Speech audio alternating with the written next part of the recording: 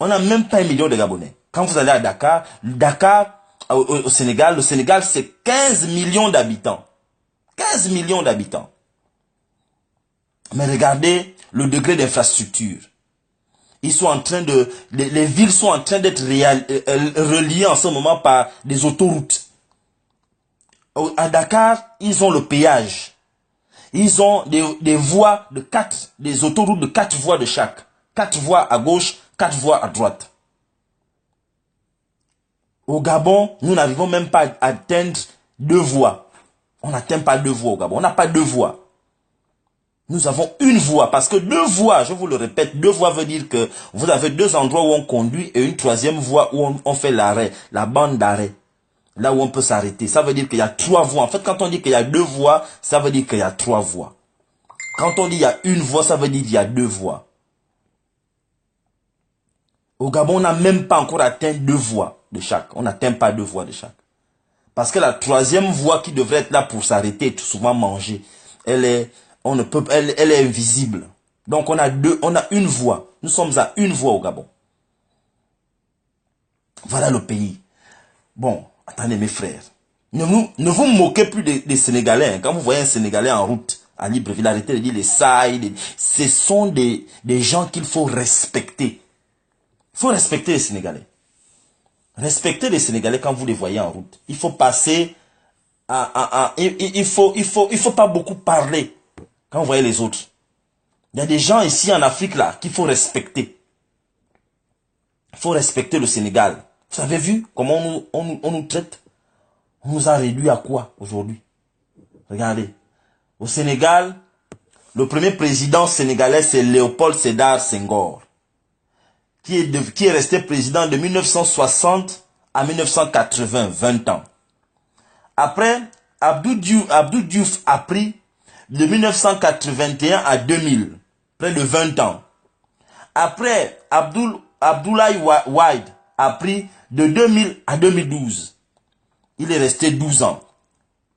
Et depuis 2012, nous avons Macky Sall qui est président.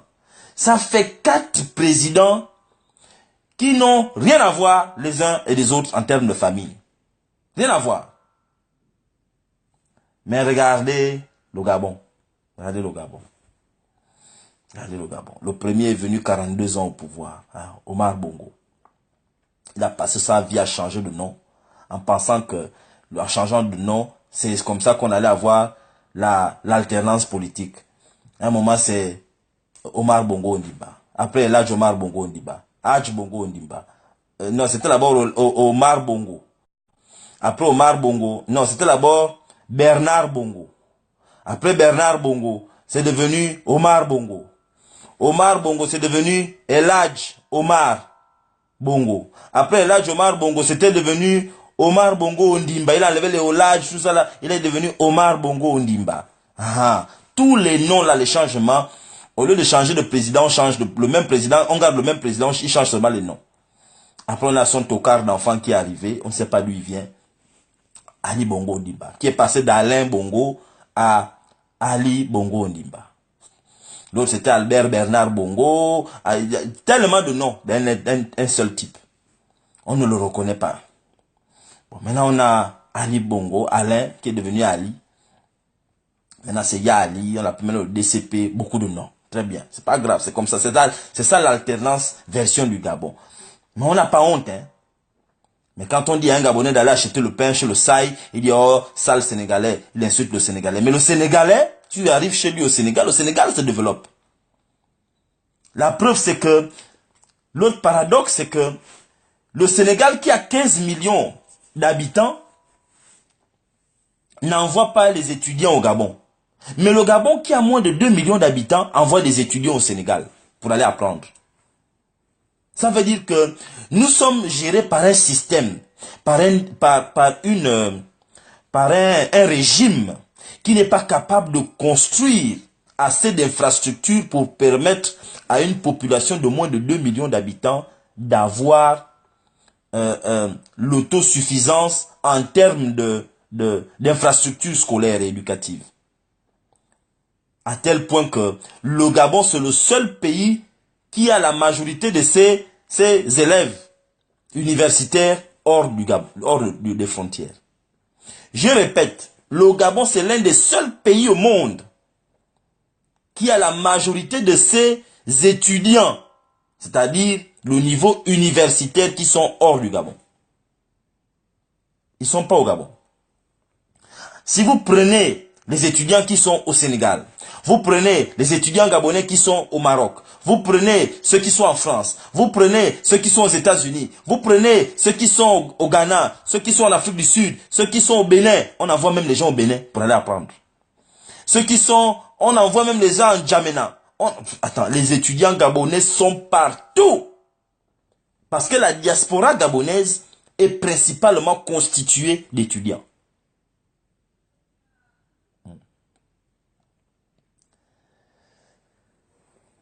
Donc, c'est une façon de vous dire que, mon frère, il faut respecter les gens. Il faut respecter les gens. Vous avez parlé, il y a quelqu'un qui me dit ici, il me dit, Messire, le Sénégal et le Gabon ne sont pas comparables. Je te parie que si on découvre des ressources minières là-bas, ils connaîtront les mêmes choses que l'Afrique centrale. Mais c'est faux, ce n'est pas vrai. Ce n'est même pas un peu vrai. Si vous voulez, on parle, regardez là, on peut prendre la Guinée équatoriale, le pétrole, non. La Guinée équatoriale, le pétrole. La Guinée équatoriale a commencé son développement d'infrastructures en 2001, entre 2001 et 2002.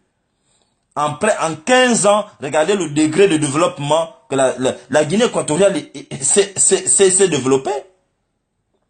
Ils n'ont pas changé de régime. Ils ont gardé le même régime, ils se sont développés. Aujourd'hui, le réseau routier de la Guinée équatoriale, mais il est l'un des meilleurs en Afrique centrale. Je pense qu'il est le meilleur en Afrique centrale. Pourquoi? Parce qu'il a suffi d'une volonté politique. On n'a pas changé de régime en Guinée équatoriale. Hein. On a gardé le même régime, mais il y a eu une volonté de développement en termes d'infrastructure. Et comme on dit, l'environnement conditionne l'homme. Donc, dès que l'environnement est développé, l'homme se développe très vite. Dès que l'environnement est développé, l'homme se développe. Parce que l'homme s'adapte à son environnement. Pour que l'homme se développe, il suffit de lui développer l'environnement dans lequel il est. Vous le mettez là, il s'adapte. Vite fait.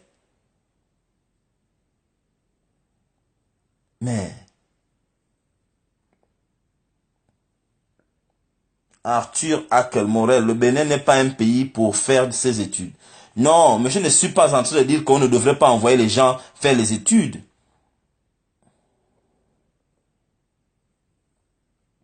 Mais Morel Arthur, tu ne me comprends pas. Je ne suis pas en train de dire que le Bénin et le Sénégal sont des pays où on ne devrait pas envoyer. Je suis en train de dire que c'est une honte pour le Gabon